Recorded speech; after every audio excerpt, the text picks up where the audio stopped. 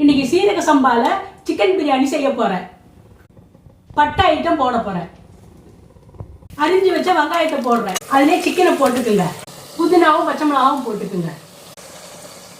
இஞ்சி பூண்டு பேஸ்ட் போட்டுக்குங்க 2 ஸ்பூன்.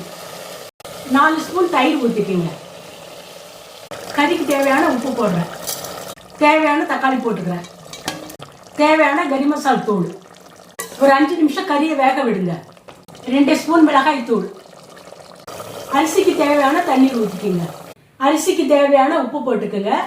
கொஞ்சம் கேசரி பவுடர். கொதிக்கிற தண்ணியில அரிசியை போடுங்க. நல்ல தண்ணி தளர்ந்து கொதிச்சதுக்கு அப்புறமா சிம்மில் வச்சிருங்க ஸ்டவ்வை. இந்த ஸ்டேஜில் நீங்க ஸ்டவ் ஆஃப் பண்ணிடுங்க. நம்ம சீரக சம்பா சிக்கன் பிரியாணி ரெடி ஆயிடுச்சு. இந்த வீடியோ உங்களுக்கு பிடிச்சிருந்ததுன்னா லைக் பண்ணுங்க, ஷேர் பண்ணுங்க, கமெண்ட் பண்ணுங்க. அப்படியே சப்ஸ்கிரைப் பண்ண மறக்காதீங்க. பக்கத்தில் இருக்கக்கூடிய பெல் ஐகானை